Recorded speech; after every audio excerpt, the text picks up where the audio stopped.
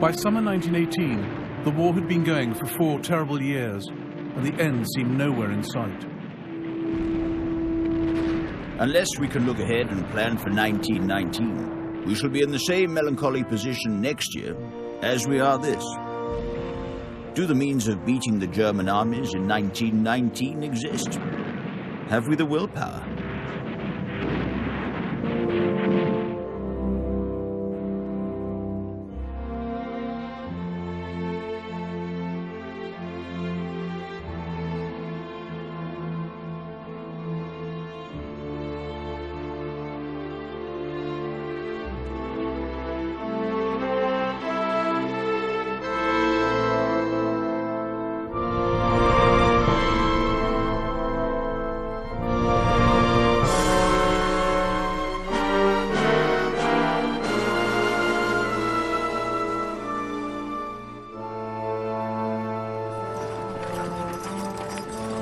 Since spring 1918, the Allies on the Western Front had been battered by German offensives.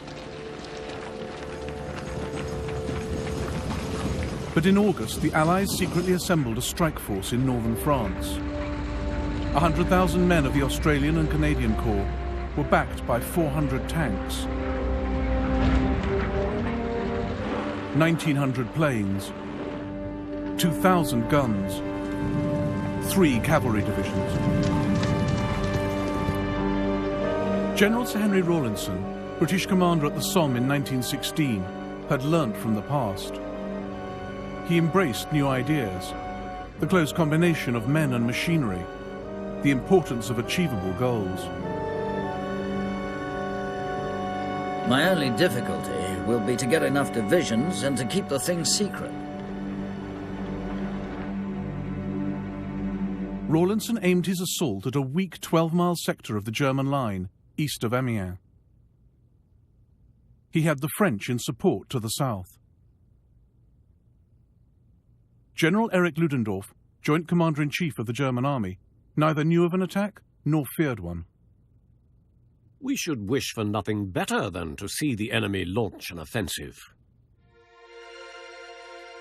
100,000 infantry are standing grimly, silently. All feel to make sure their bayonets are firmly locked. The section officer counts the last seconds.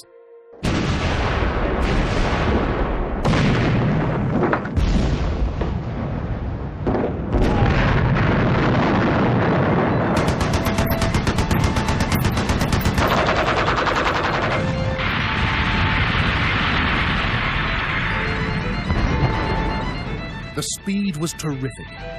Within a few moments of the Huns running from our tanks and infantry, our guns were coming up into new forward positions. It was glorious to be in the rush of an advance.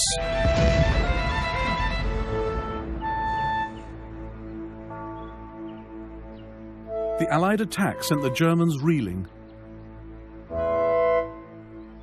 By nightfall, Rawlinson's Fourth Army had advanced 8 miles.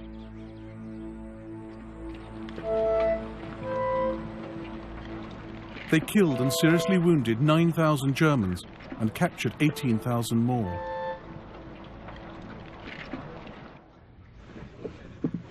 Ludendorff declared the 8th of August the Black Day of the German army. General Paul von Hindenburg steadied him, but both knew the Battle of Amiens was the beginning of the end. Mighty as Germany looked on the map, her armies on the Western Front were near the end of their tether. Exhausted, hungry, fed up. Their generals had given them neither clear aims nor adequate supplies. The Germans had lost nearly 1 million men since March.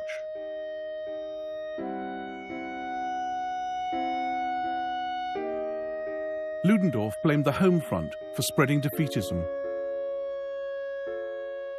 I was told of behavior which I openly confess I should not have thought possible in the German army. Whole bodies of our men had surrendered to single soldiers. Germany's problems went beyond poor morale.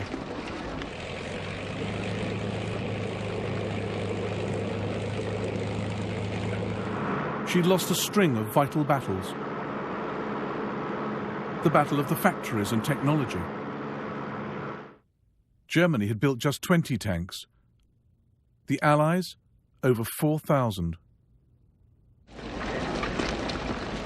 She'd lost the battle of manpower. 250,000 Americans were pouring into France every month. She'd lost the battle of command. The Allies worked together under the leadership of Marshal Ferdinand Foch. But Ludendorff's generals despaired of his lack of strategic plan, and some feared for his mental health. Great crisis this morning, very nerve-wracking. Ludendorff is a bundle of nerves. It's never his fault. He looks everywhere for scapegoats.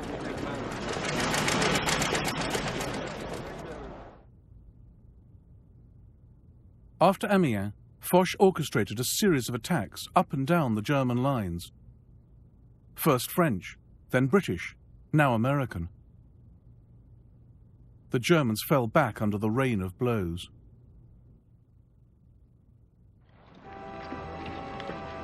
While the Allies were pulling together, the Central Powers were tearing apart. In Austria-Hungary, 1/3 soldiers had deserted. The people at home were starving. The multi-ethnic empire was splintering. Its Poles, Czechs and Bosnians saw defeat as their chance to pursue independence.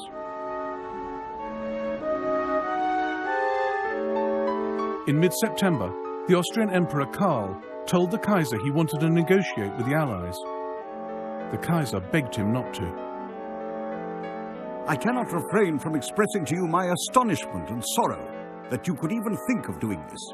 You must know how destructive this course of action is. But Karl had already sent his proposal for talks to the Allies, and they just threw it back in his face. Another great empire allied to Germany was dying. The 600-year-old Ottoman Empire was a spent force. Britain was driving the Turks out of Mesopotamia, Palestine and Syria. They were now fighting for their lives, not for Germany.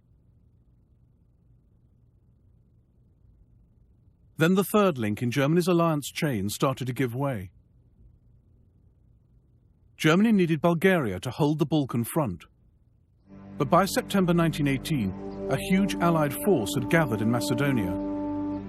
If the Bulgarians folded, the Allies' way would be clear to Austria-Hungary.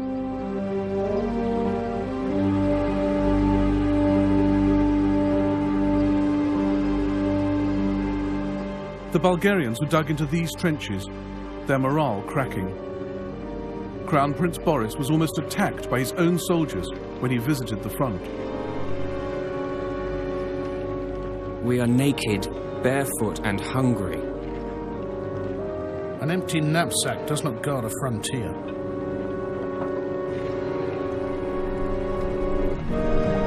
The First World War had begun in the Balkans, with Serbia as the tinderbox. Now, as part of the Allied force, she was in at the kill. And for the Serbs, it was personal. In 1915, the Bulgarians had helped kick them out of their homeland. Here was the Serbs' chance for revenge.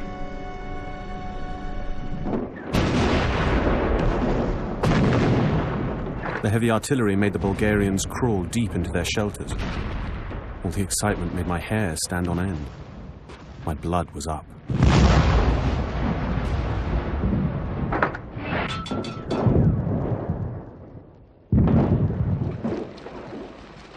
The Allies smashed through the Bulgarian lines and rolled north. On the 28th of September, Bulgaria sued for peace. When he heard this, Ludendorff suffered a fit, collapsing to the floor, foaming at the mouth. The very next day, he learned the Allies had breached the Hindenburg Line along the Saint-Quentin Canal, Germany's last fixed line of defense on the Western Front.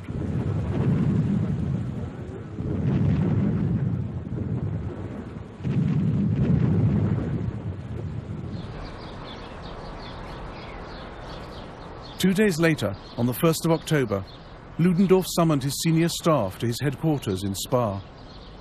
Among them, Colonel Albrecht von Thaer. Ludendorff stood up.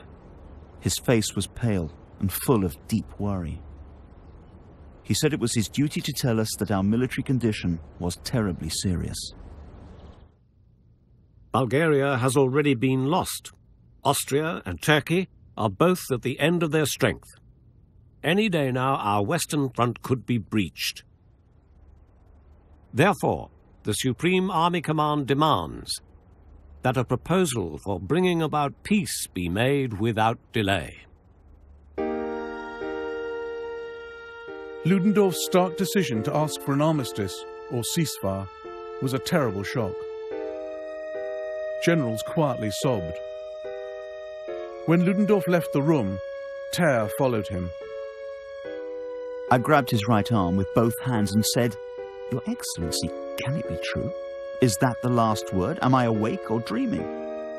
I was completely beside myself. He remained calm and gentle and said to me with a deeply sorrowful smile, "Unfortunately, that is how it is, and I see no other way out."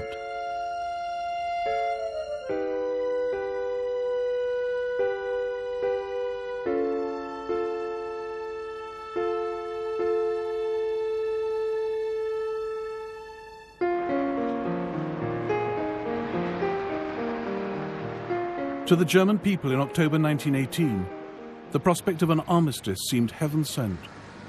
A great sigh of relief escapes from the lips of the tormented nation. This means peace you can hear at every corner of the streets. And peace smiles in the eyes of every little shopgirl in the baker's or grocer's.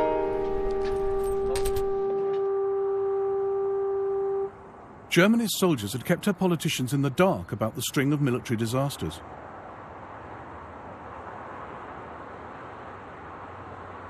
So the news that they wanted an armistice came as a bolt from the blue. The deputies were absolutely broken. Ebert turned white as a sheet and didn't utter a single word. Stresemann looked as if he'd had an accident. Secretary Waldo is believed to have left the room saying, "The only thing left to do is to shoot oneself in the head." But peace talks were still a way off. First, the terms of the ceasefire would have to be settled. Germany approached US President Woodrow Wilson, asking him to broker the armistice with the Allies. They chose him because he'd already proposed a peace plan, the 14 points. French Prime Minister Clemenceau was unimpressed. 14 points?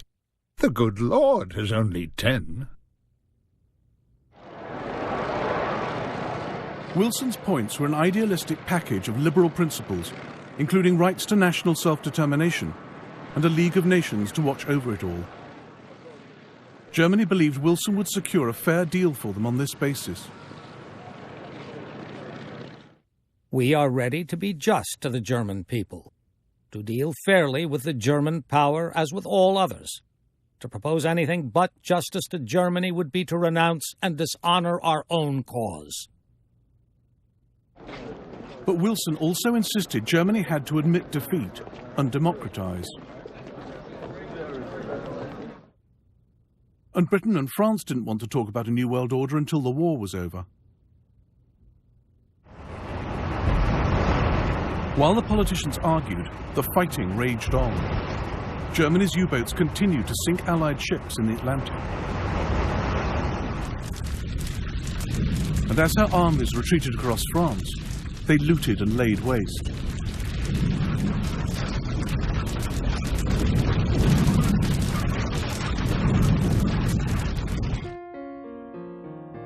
"14-year-old Yves Congar had kept a diary throughout the German occupation of his hometown of Sedan. He longed for freedom, but dreaded the price the French would have to pay for it.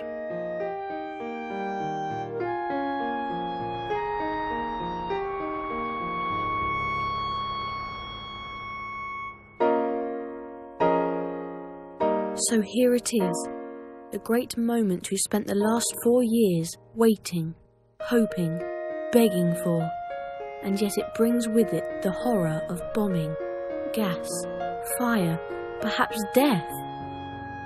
We may never see our friends again. Many might be killed, the entire town destroyed. Our one great hope is an armistice. The First World War did not go quietly.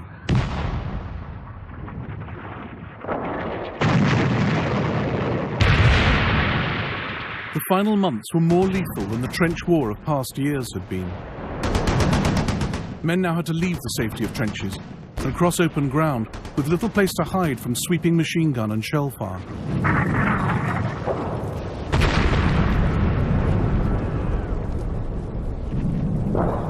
British casualties in autumn 1918 were higher than those exactly a year before, during the terrible Battle of Passchendaele, the epitome of trench slaughter.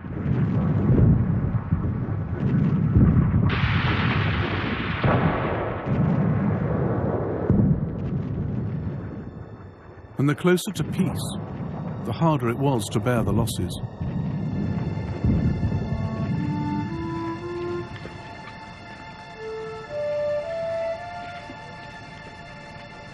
It was a slaughterhouse, just a mass of mangled flesh and blood. Bob's head was hanging off. You couldn't tell which was Harris and which was Kempton. What was left of them was in pieces. We knew the enemy was beaten. After 3 years in France and the end so near, Bob killed. Harris, who'd left a young bride, killed. Jimmy Fuchs, whose time was nearly up, killed. Kempton, who also was due for leave, killed. General Haig had seemed careless with his men's lives at the Battle of the Somme in 1916. Now he argued for stopping the war without a total defeat of the Germans. The British alone might bring the enemy to his knees, but why expend more British lives? And for what? French General Charles Mangin insisted this would only store up trouble for the future. No, no, no. We must go right into the heart of Germany. The Germans will not admit they were beaten. It is a fatal error, and France will pay for it. But with winter setting in, any invasion of Germany would have to wait till spring 1919. By then, the Germans might have renewed their strength.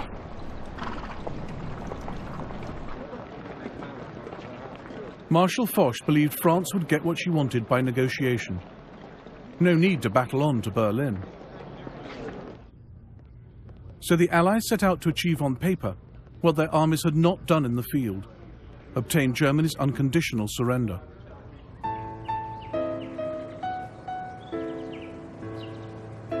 Foch chose to meet the Germans in Compiègne, 45 miles northeast of Paris, in a secluded forest through which a railway line conveniently ran.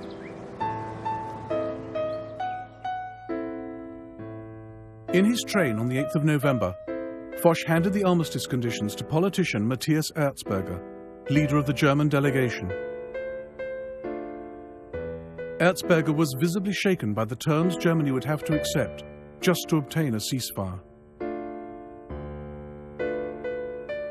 Germany would have to evacuate Belgium and France, surrender her fleet, and pay compensation. The Allies would continue their blockade, disarm the Germans, and occupy the left bank of the Rhine. Germany was being forced to capitulate.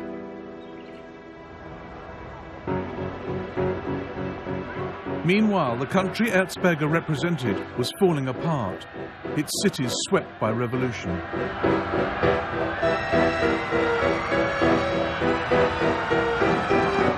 The German people, exhausted by war and hunger, wanted democracy in and the Kaiser out.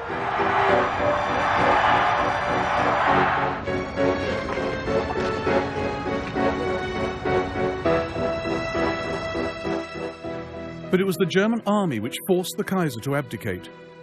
He asked his generals to turn the army against the people, but the generals refused. The army will return home in good order under its generals, but not under the command of your majesty. It no longer stands behind your majesty. the Prussian dynasty of Frederick the Great was over.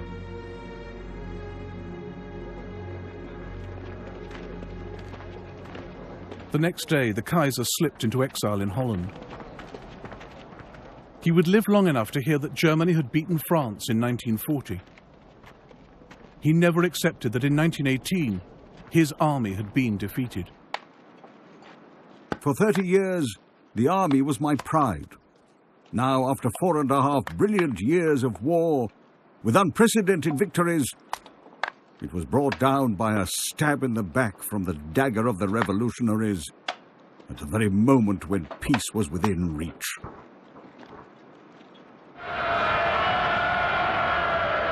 Most Germans rejoiced at the news that the Kaiser had gone. I felt as if a heavy weight had suddenly been lifted from my heart. This definitely means the armistice will be signed.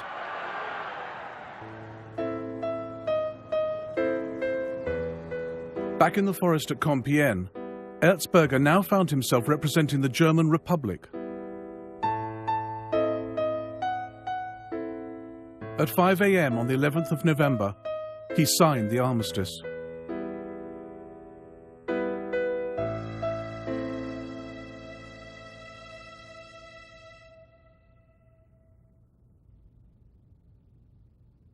Hostilities temporarily cease, 1100 today, when all offensive action will cease. Present outpost line to be maintained and no troops to pass east of it other than road, etc. reconnaissance and working parties. No conversation with enemy to be allowed.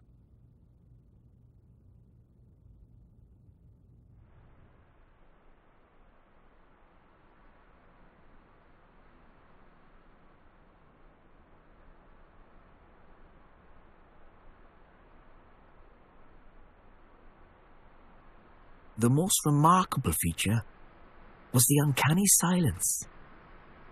The war was over. Peace and safety was a new thing. It could not be grasped in a moment.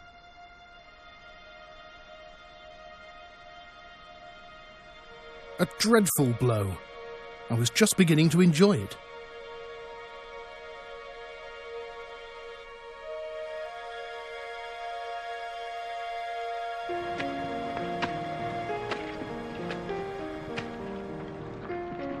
No more slaughter. No more maiming. No more mud and blood. No more shoveling bits of men's bodies and dumping them into sandbags. No more writing those dreadfully difficult letters to the next of kin of the dead. A strange and unreal thought was running through my mind. I had a future.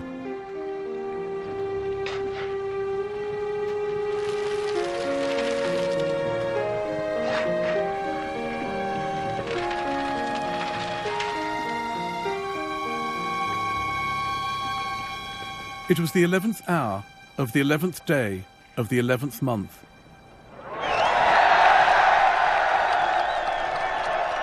A great cheer arose all along the line. We could hear the men, 1,000 yards in front, raising holy hell. The French, behind our position, were dancing, shouting, and waving bottles of wine.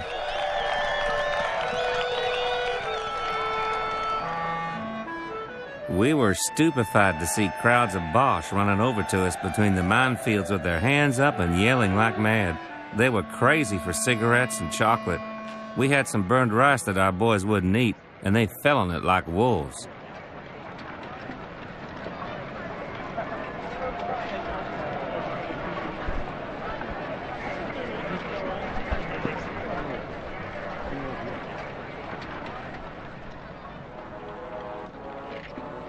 Our soldiers were choked with emotion. I thought about my family, about all the women of France. Except those who are alone and who cry.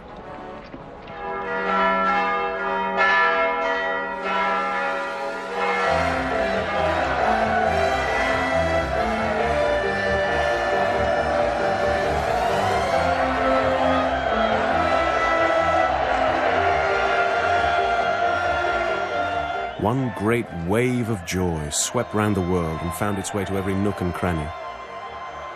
No one was more delighted than our African soldiers, who cheered themselves hoarse.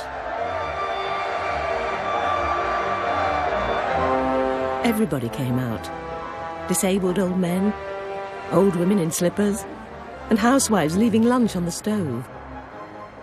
I wept with joy. 5,000 Indian soldiers lit their torches. The hilltops burst into fire with scores of bonfires. I found myself arm in arm with soldiers I had never seen before. I forgot where we went, toured the streets, and sang and sang. The significance of what it means was overwhelming. Peace.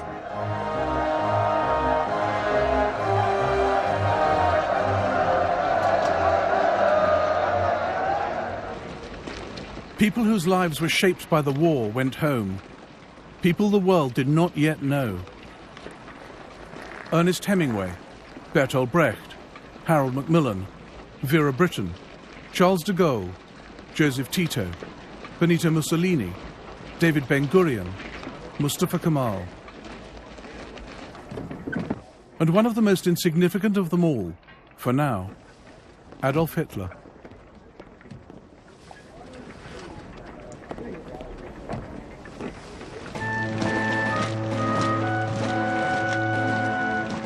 The German armies in France and Belgium headed home. How we had looked forward to this moment. We used to picture it as the most splendid event of our lives. And here we are now, humbled, our souls torn and bleeding. But we can be proud of our performance. Never before has a nation, a single army, had the whole world against it and stood its ground. We protected our homeland. They never got into Germany.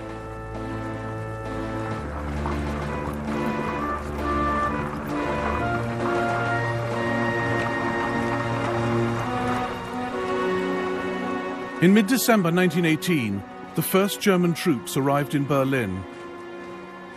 The people welcomed them as an army with no cause to feel ashamed. The men wore green laurel wreaths over their steel helmets. The machine guns were garlanded with green branches. Many a soldier had a child or sweetheart on his flower-wreathed horse. A feeling of confidence, of fresh hope in the future, seems to have returned with the troops. Germany's new Republican Chancellor, Friedrich Ebert, reinforced the dangerous illusion that they had not been beaten in this war.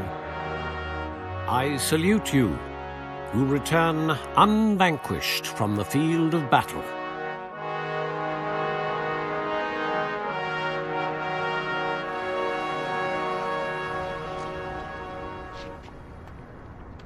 The Allies were in no doubt who had beaten whom. Allied troops moved into Germany and began their watch on the Rhine. The German fleet was surrendered to Britain, and the Allies assembled in Paris to dictate the terms of the peace.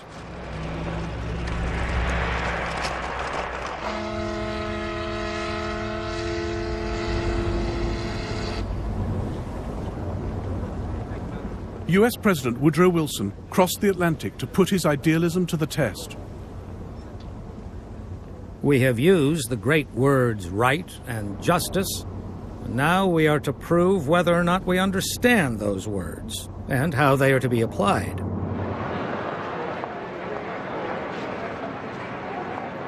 But the world had not stood still between the end of the war and the start of the peace talks.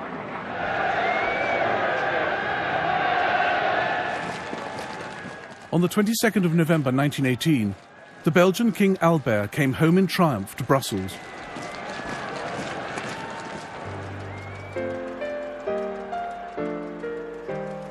Occupied lands had been won back.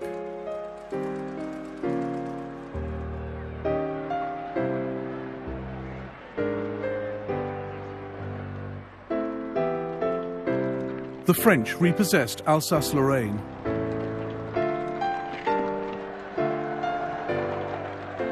What a moving welcome.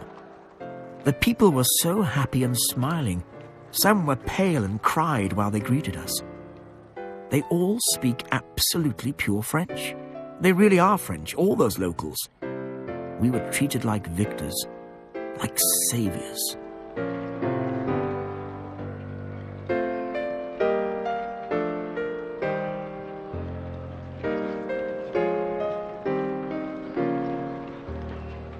These scenes confirmed that France and Belgium had been liberated from an evil grip, that this was a victory for the Allies.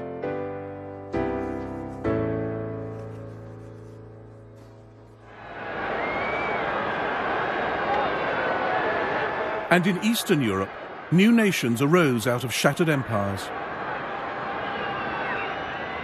They didn't wait for the peace conference to bring them self-determination. They tore down all signs of foreign rule and put up new frontiers. Poland carved a vast territory out of Germany and Russia. Czechoslovakia took land from Austria and Hungary. And Serbia realized the aim she'd started the war over by founding her own Slav superstate. The peace talks would recognize these new nations. They did not create them.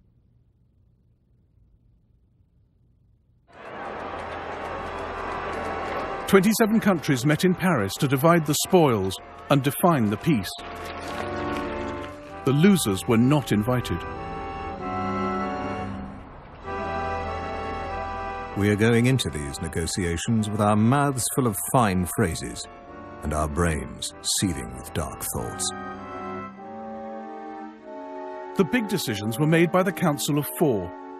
Prime Ministers Orlando of Italy, Lloyd George of Britain, Clemenceau of France, and US President Wilson. All liberals, but with very different agendas and forceful personalities. Arguments between Lloyd George and myself were so violent, Wilson had to interpose between us with outstretched arms, saying pleasantly, "I have never come across two such unreasonable men." Clemenceau wanted Germany restrained for the sake of French security. Orlando wanted more territory for Italy. Lloyd George looked beyond Europe to safeguard the British Empire. Wilson wanted his new world order with justice and democracy for all. But first, there was the little matter of settling the war, and that would force Wilson to compromise his ideals.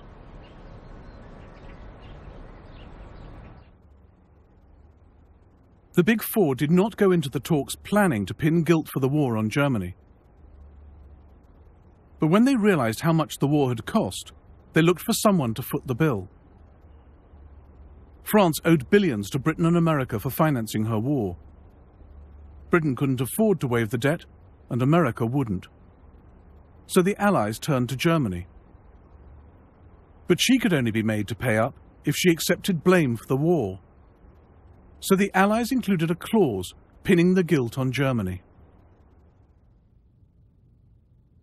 Germany accepts the responsibility of Germany and her allies for causing all the loss and damage to which the Allied and associated governments and their nationals have been subjected as a consequence of the war imposed upon them by the aggression of Germany and her allies.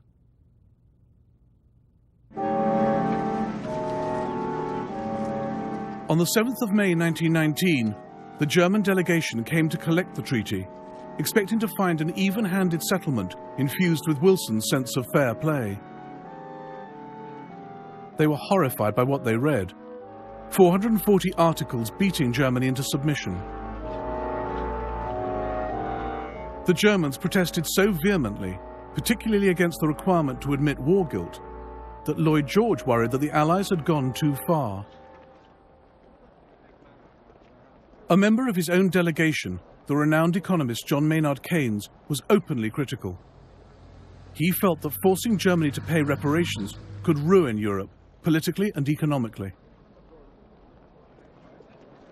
The policy of reducing Germany to servitude for a generation, of degrading the lives of millions of human beings, should be abhorrent and detestable. But Clemenceau believed the terms were fully justified, and Wilson's line had toughened. He had wanted to treat Germany fairly, but as a liberal he was appalled by the way she'd waged war, and as President of the United States, he wanted America's loans repaid. It is a good thing that the terms should be so hard, so that Germany may know what an unjust war means. If the Germans won't sign, then we must renew the war.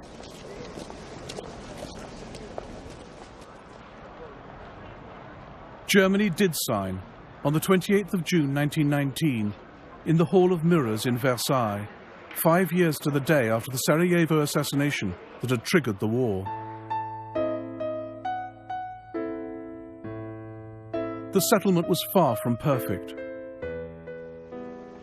The much-touted principle that people should govern themselves was not applied outside Europe, and imperialism was condoned. But Wilson achieved his great goal, the creation of the first global forum, the League of Nations. In the event, the Allies wound up with the worst of both worlds.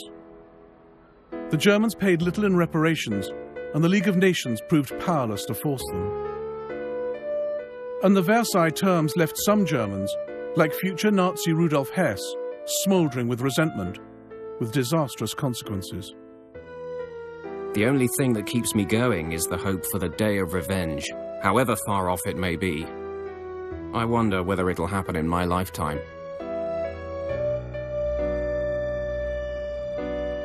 Marshal Ferdinand Foch felt the Allies hadn't been tough enough and realized the world would have to go to war again. This is not peace. It is an armistice for 20 years. He got it wrong by just 65 days.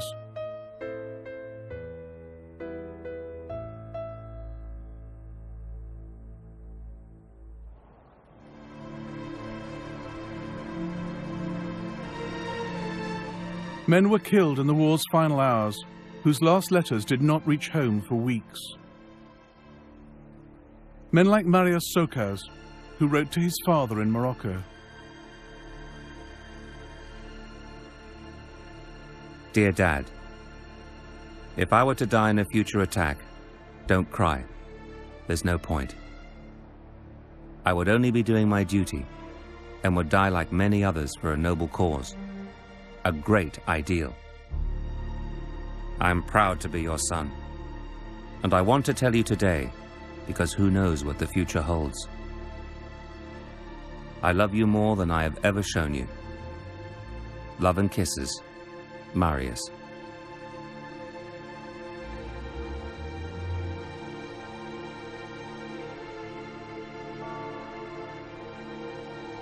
Around 10 million soldiers were killed in the war, prompting Lloyd George's sardonic comment.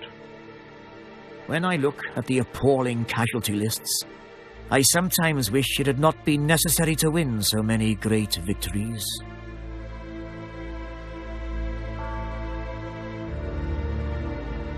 The tidy rows of crosses sanitize the deaths. They often cover mass graves, with a man represented only by the part of him that could be found and identified. Verdun in France has a huge vault, full of bones.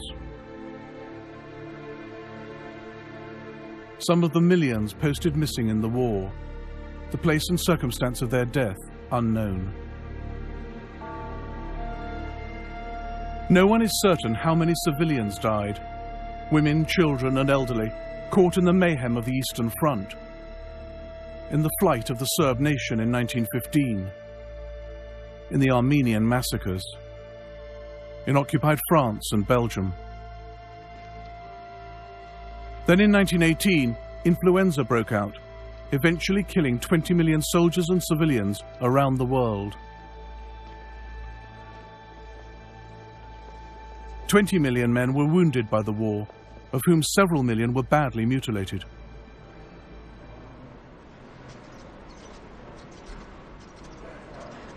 The French called one category the gueules cassées, the broken faces.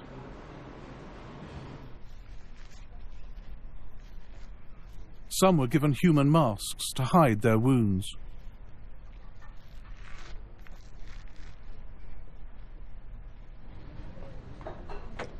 new faces, new legs, new arms.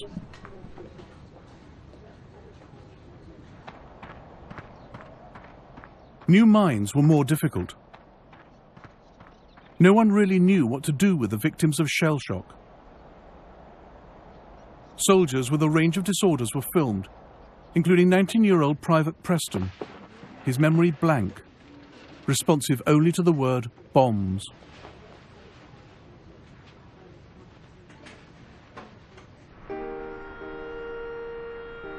Over the decades which followed, the suffering and the dying and the sense of futile waste, central themes in the war's poetry, came to dominate our perceptions. Come back, come back. You didn't want to die. And all this war's a sham, a stinking lie. And the glory that our fathers laud so well, a crowd of corpses freed from pangs of hell.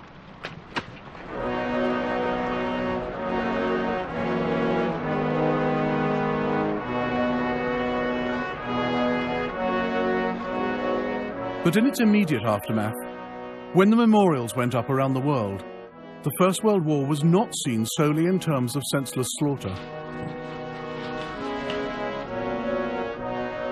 Their designs and inscriptions defined the war in positive terms. For defense against aggression, for love of one's country, for glory. So much hardship, so much heroism, and now such overwhelming glory. Anything after this can be no more than an anticlimax. Germany too celebrated victory where she could. A gigantic monument was built in 1927 at Tannenberg to commemorate Germany's triumph over the Russians in 1914. It was inaugurated by Field Marshal Hindenburg. The war may have been lost, but the dead were proclaimed as heroes, the struggle itself honoured. Though the aim for which I fought was not to be achieved, we learnt once and for all to stand for a cause, and, if necessary, to fall, as befitted men. Many Allied memorials spelt out the values felt to be at stake during the war. In the stained glass window in Canterbury University, New Zealand, the Central Powers are depicted as the dragon of brutality and ignorance. The Allied troops have humanity and justice on their side, and are naturally victorious.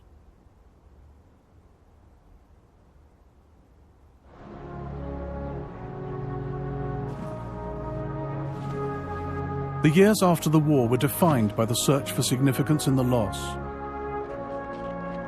National symbols like the cenotaph and the unknown warrior helped answer the question in so many people's minds: what did all the suffering mean?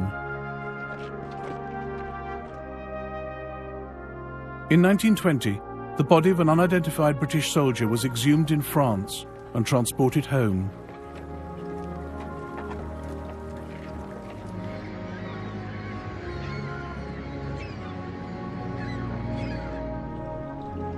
On the 11th of November, the unknown warrior was brought to Whitehall.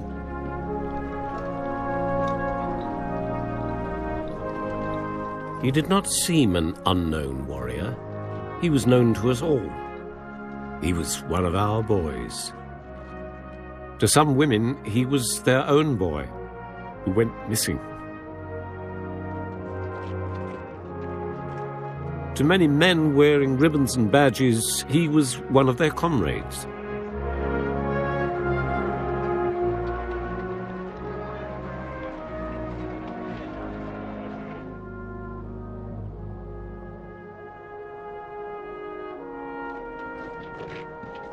It was the steel helmet, the old tin hat, lying there on the crimson of the flag, which revealed him instantly.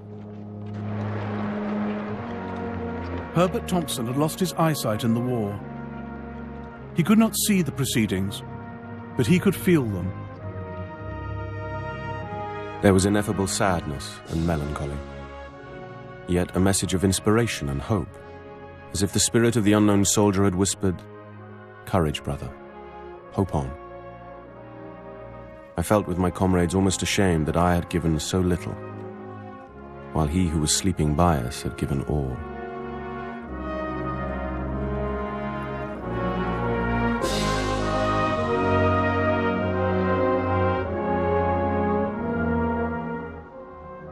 Vera Brittain had served in France as a nurse during the war. She lost her fiancé, 2 close friends, her only brother.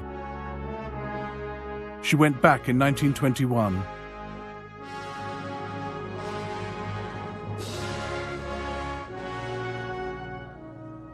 At Amiens, we stood in the dimness of the once-threatened cathedral. We looked up with reminiscent melancholy at the still-bordered stained-glass windows smashed by German shells, realizing with sudden surprise that in my own mind the anger and resentment had died long ago, leaving only an everlasting sorrow and a passionate pity.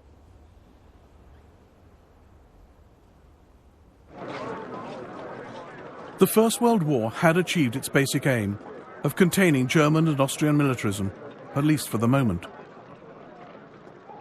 It moved Europe from the age of empires to the era of nation-states.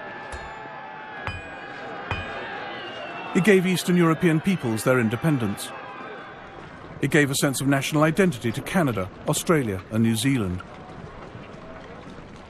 It helped Russia become the world's first communist state and launched America as a world power.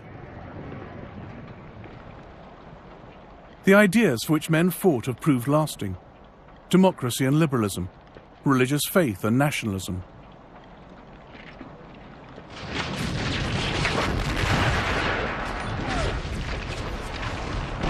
But the First World War solved few of the grievances over which it was fought.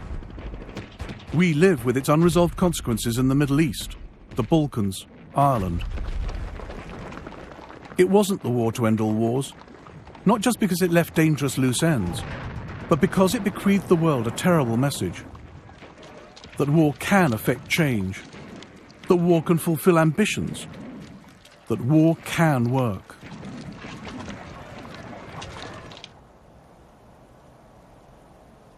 The battlefields were tidied up, or ploughed over, or just abandoned. But they held their grip on the soldiers who'd fought on them, on those who dared go back. I saw again with a pang of anguish the trenches, damp and muddy, and was surprised to have lived there for 4 years. So moving because of the endless silence, the gloomy, barren, deserted look. Old churches pierced, chipped, ripped open, and barbed wire everywhere.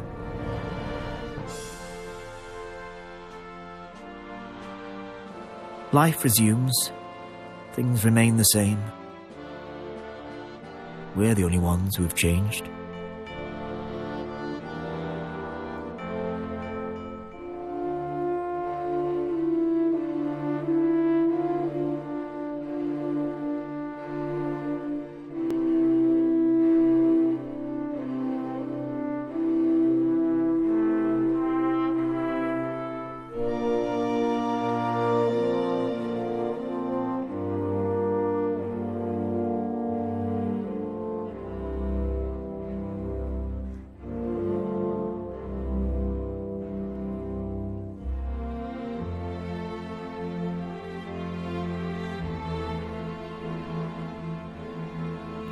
Forward to the Second World War here on BBC4 this evening, exposing Hitler's most dangerous secrets with Operation Crossbow next. And then at 10 to midnight, keeping morale up at the front with the men and women putting their all into entertaining the troops. Stay with us.